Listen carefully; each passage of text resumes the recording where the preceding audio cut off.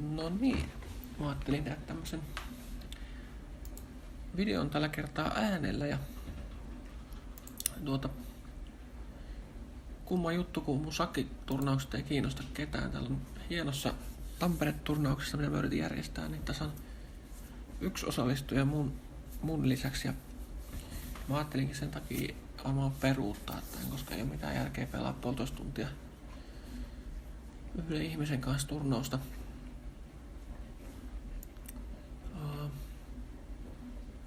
No katsotaan vielä 10 minuuttia, mutta sillä aikaa mä mietin, että tää on tämmönen suuri turnaus aina kerran kuussa täällä Litsessissä ja siellä on maailman huippuja pelaamassa. Sinne ei pääse kuin tämmöiset tittelipelaajat, mutta sitä ennen on tämmönen lämmittelykierros, missä voi kuka tahansa pelaa. Eli mä ajattelin, että voisin pelaa muutaman tässä videolla tämmösen lämmittelypelin ja kummallakin on 3 minuuttia aikaa. Ja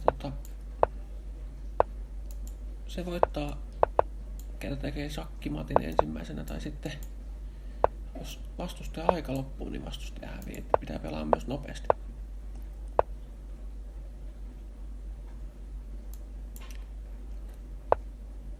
Mulla on pitkä pelitauko ollut en ole vaan oikein, ei ole inspannut pelata. Ja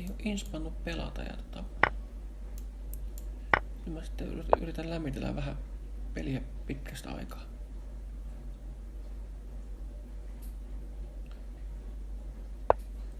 Ja tää niinku kommentoinnin kanssa pelaaminenkin on vähän erilainen juttu, että saa nähdä miten tää onnistuu.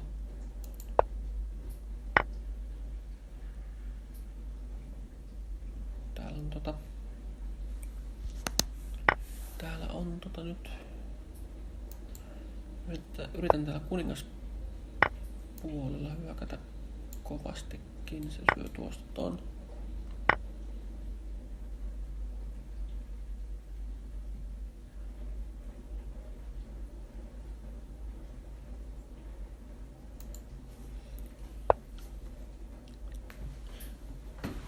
Jouduin aika ikävään tilanteeseen, tässä ei oikein mennyt tää kauhean hyvin.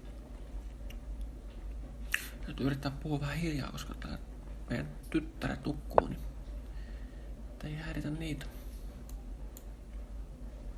Pitää suojaa toi sotilas tosta, että se ei syö sitä. Tämä oli se ensimmäinen peli tässä turnauksessa ja mä oon sijaluvulla 1693.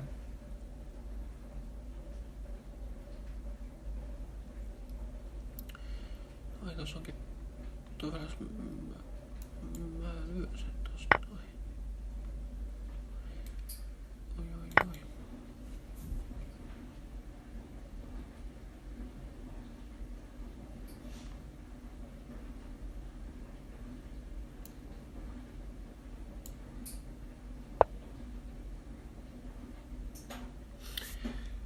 Tää peli vaikenee, kun aika vähenee. Mulla on enää minuutti 39 sekuntia aikaa, niin pitää yrittää laskea eteenpäin ja miettiä mitä tehdään ja aika koko ajan vähenee, niin se on semmoinen haastava juttu. Mutta toisaalta sitten, jos olisi rutiinia, että olisi pelannut paljon, niin se auttaisi tosi paljon tässä, kun aika vähenee, mutta no, täytyy yrittää kuitenkin.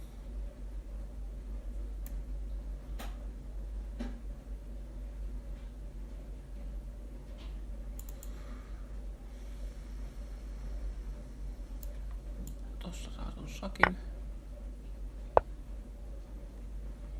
Ja tuohon se olisi muuten tuolta sitten matittanut, mutta nyt täällä on ainakin tuolla vähän heikko kuningasasema. Jos mä yrittäisin saada mun daami vaikka tänne matittaa sen kuningasta, niin se olisi kiva. No niin, mutta se voi vaihtaa daamit tossa noin. Okei. Se oli varmaan virhe, koska se tiputti ton lähetin. Ehkä se oli aikaisemminkin suissa, mutta mä en huomannut.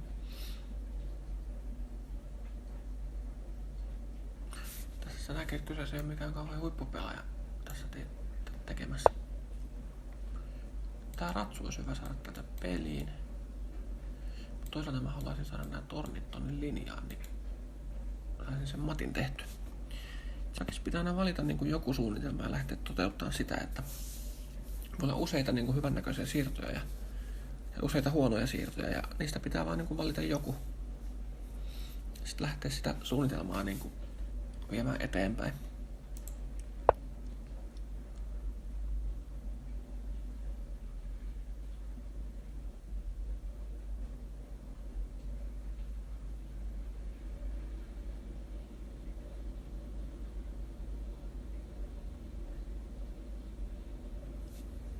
Ongelmia, että se yrittää syödä tonne, niin hän saisi vapaa-asut sotilaan tästä näin, mutta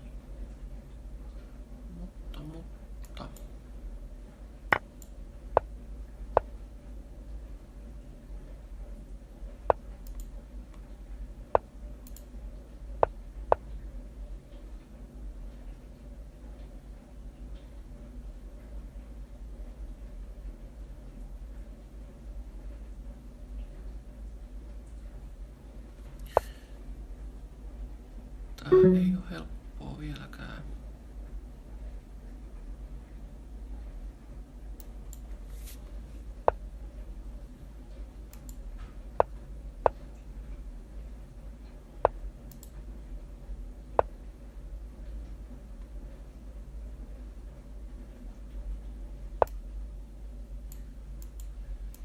Nyt tää helpottuu aika paljon.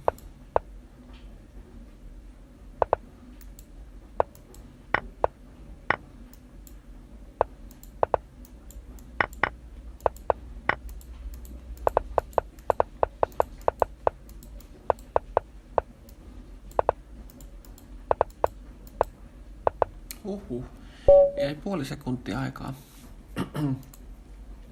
Eli se oli ihan tuuria, että pystyin tosta vielä voiton vääntämään, mutta siis se oli kyllä ihan puhdasta tuuria. Tuollainen se sakki loppui ja sähellys alkoi taas. Mä tuossa tein vähän aikaa sitten pienen videon siitä, miten pelasin pitkän tauon jälkeen, niin se oli yhtä sähellystä. Ja jos voittaja tuli, niin ne oli ajalla. Tässä tosiaan kun on pikapelejä, niin tässä ei sakillisesti opi paljon, mutta tää voi olla hauskaa, kun tää voi mennä aikamoiseksi rytinäksi sitten ja pitää pelata nopeasti. Sakissa tosiaan, niin kun, jos jotain haluaa sanoa niin kun jollekin, joka opettelee sakkiin, niin sakissa on tärkeää, että saa nämä upseerit liikkeelle avauksessa. Eli tässä kumpikin pelaaja niin kehitti omat upseerinsa.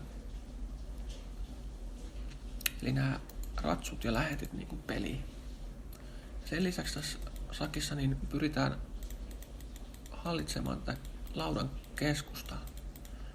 Ja tuo keskusta hallittaminen niin on oikeastaan niin kuin tärkeä asia kaikessa semmoisessa urheilussa tai missä tahansa lajissa, missä kamppaillaan niin kuin suljetulla kentällä. Silloin se keskusta hallittaminen niin kuin vähän niin kuin esimerkiksi nyrkkeily.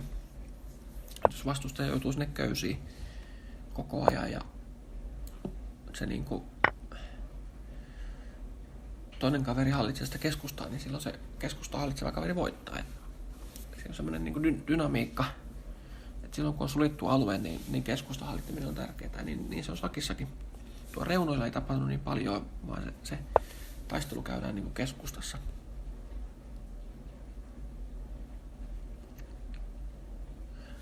Tässä nyt aika pahasti päästi tää kaveri niin mut hyökkää. Sain vähän ilmatteeksi tämmösen.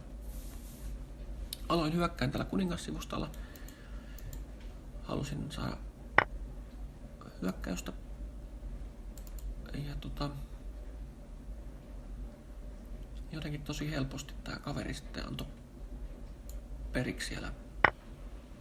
Ja antoi mulle tosi paljon hyökkäystä.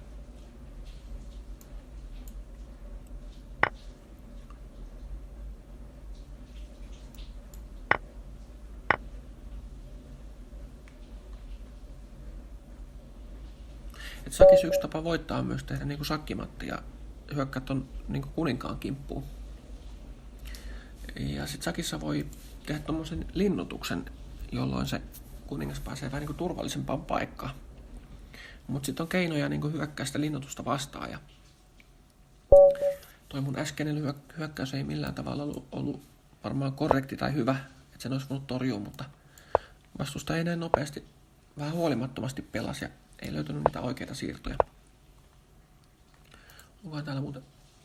Joo, mä perun tän turnauksen. Täällä ei oo... 7, 6, 5, 4, 3. Sori, ei viiti pitää kunnon tai yhtä turnausta vaan meidän takia, että täällä on muita hyviä turnauksia meneillään, niin voi pelaa niissä.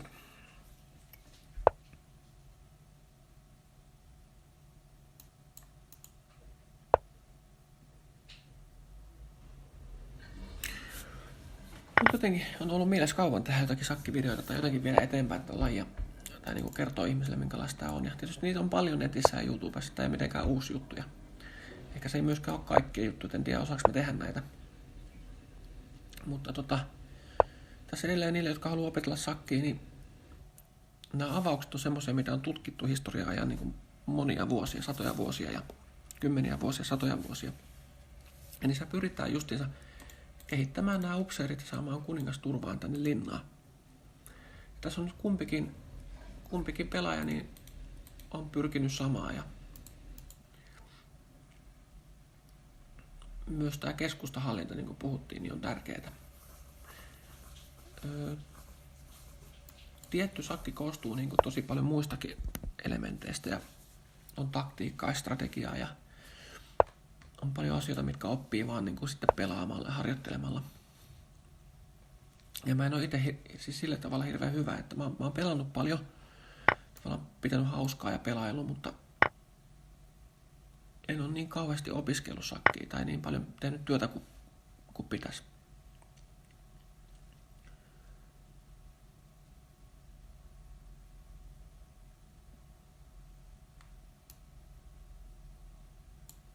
Hän nyt sitten uhras tonne lähetin, jotta hän saisi hyökkäystä ja hyökkäsi kuningattareilla ja yrittää nyt tehdä sitä samaa, mikä mä tein viime pelissä, eli hyökkää tänne mun linnoitukseen. Ja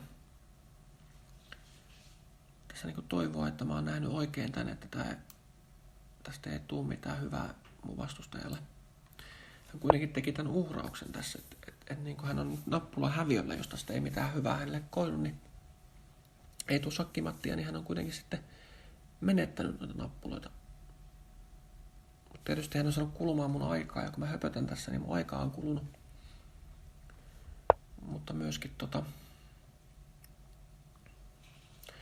hänen nyt pitäisi todistaa, että tästä tuli jotain hyötyä tästä hänen hyökkäyksestään.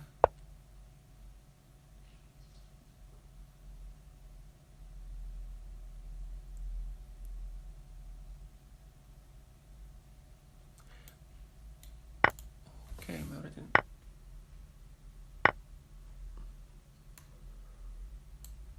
yritin uhkaa hänen kuningatartaan ja sillä tavalla sain nyt vähän tuurilla niin vaihdettua nämä nappulat. Nyt kun nappulat vaihtuu, niin mulla on enemmän nappuloita, niin tarkoittaa sitä, että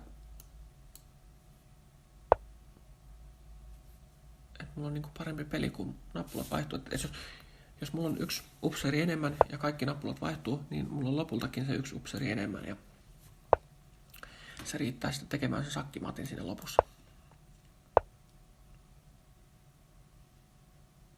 En tiedä, oliko epäselvästi selitetty, mutta näin se menee.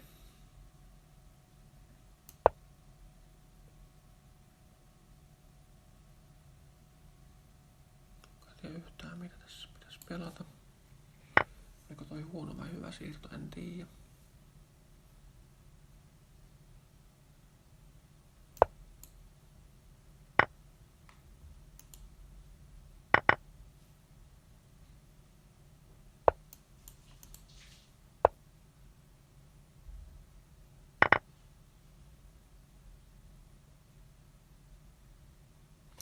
Mun vastustaja taistelee ihan kunniakkaasti tässä, mutta hänellä on vähän niinku...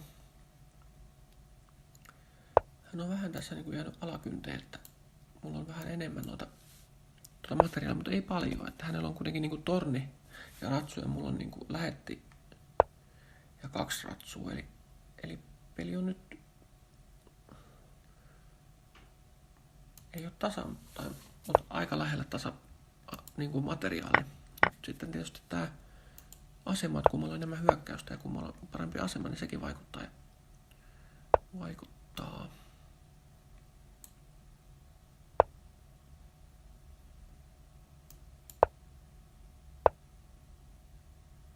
24 sekuntia. Nyt pitäisi tehdä nopeita siirtoja, ettei häviä ajalle. Nyt mä yritän tonne saada kuningattaren tehtyä.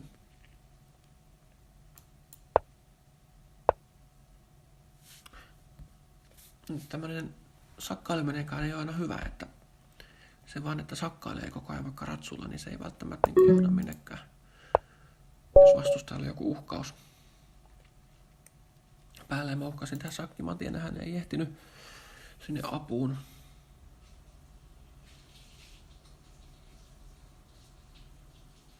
Ja muuten mun nimimerkki Leat niin on hebrea ja tarkoittaa, että pikkuhiljaa. Ja se on ehkä hyvä tässä sakissakin muistaa, että pelaa pikkuhiljaa, että ei hätiköi ja miettii tarkasti siirtoja. Tässä alussa lähdetään kontrolloimaan useasti tätä keskustaa tällä E-linjan sotilailla, eli me pelattiin E4 ja E5 ja tämä on tämmöinen yleinen avaus. Sen jälkeen vastustaja rupesi tekemään tätä, mitä mä mainitsin, että kehittämään näitä kevyitä upseereita, eli ratsuja ja lähettejä. Ja tietysti tässä nyt tapahtuu sotilaillakin jotakin liikkeitä ja nämä kuuluu tähän avaukseen ja ne on tutkittu tehokkaiksi. Kaikki, niin jos on aloittelija sakin pelaaja, niin kaikki nämä siirrot ei näytä heti aivan loogisilta välttämättä, mutta niissä on pitkää tutkimustyötä takana ja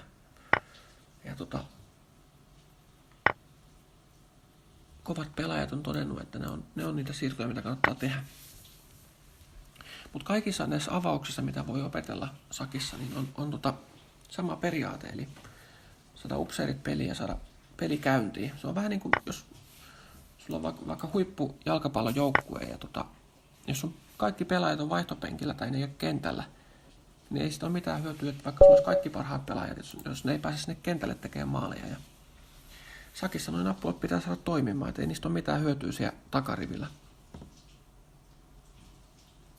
Ehkä mä pelaan vielä yhden pelin tässä, viimeisen pelin, ja sitten mä voin lopetella. Täällä on tosiaan näissä turnauksissa on se hauskaa, että on hyvin eritasoisia vastuksia. Tässä on nyt tämänkin videon aikana niin tullut semmoisia omantasoisia vastuksia, ja sitten on tullut myöskin selvästi heikompia vastuksia. Ja se voi olla ihan kivaa vaihtaa. No, nyt mä pelasin kyllä huonosti tässä. Nyt mä pelasin, tää ei mennyt hyvin.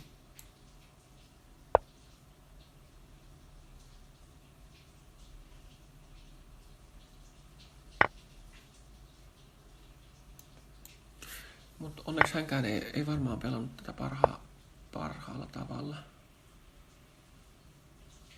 En usko, että pelasi parhaan vaihtoehdon. Tähän näin, että hän olisi voinut rankasta mua kyllä enemmän.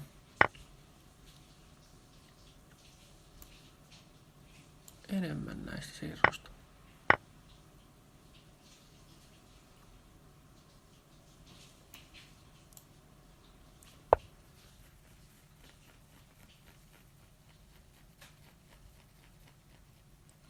Päästi mut vähän niinku pälkähästä.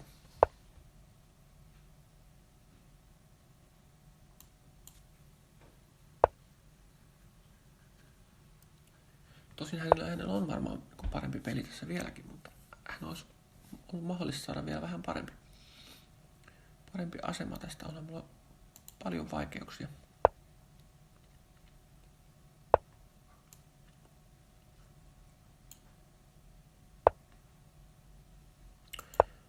Mutta nyt mä periaatteessa sain mun nappulat kehitettyä, vaikka ne onkin ehkä vähän huonommin kuin mitä vastustajalla, niin ne on kuitenkin nyt pelissä. Mikä on sinänsä ihan hyvä juttu.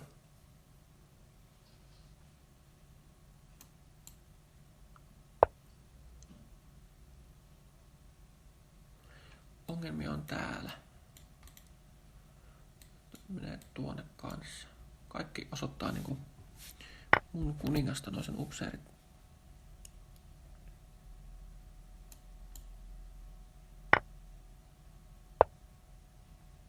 Nyt lähtee torni.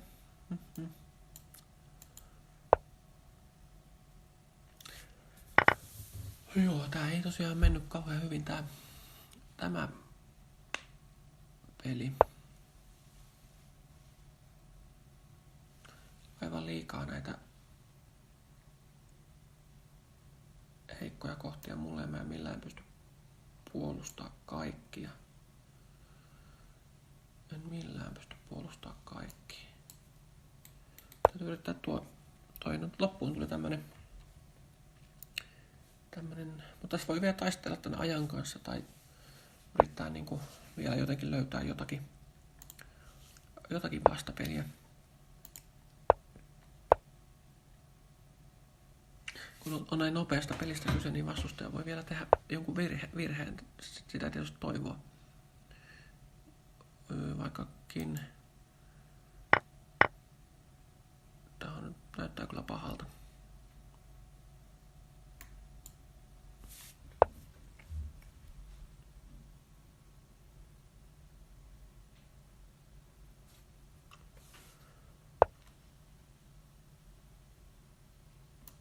Ei tästä kyllä tullut mitään. Tää on ihan menetetty peli.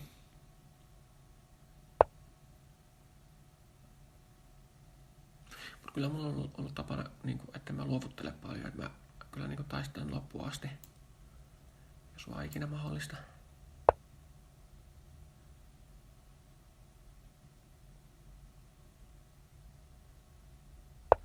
Hän tohon hienosti kaikki voimansa keskittää. Tuoltakin voi tippua sotilas. Mä yritän nyt kauheasti puolustaa tuota paikkaa. Mulla on täällä tämmönen hyökkäys, mutta kun ei mulla ole mitään muita nappuloita kuin tää yksinäinen torni siinä, niin siitä tuskin mitään tulee. Nyt mä saan vähän pikkusen ees tonne. Eipä mulla nappuloita tänne vieläkään oikein riittää tähän. Toi oli paha. Oi voi, nyt sortuu kaikki. Nyt sortuu kaikki. Ja tuokin vielä.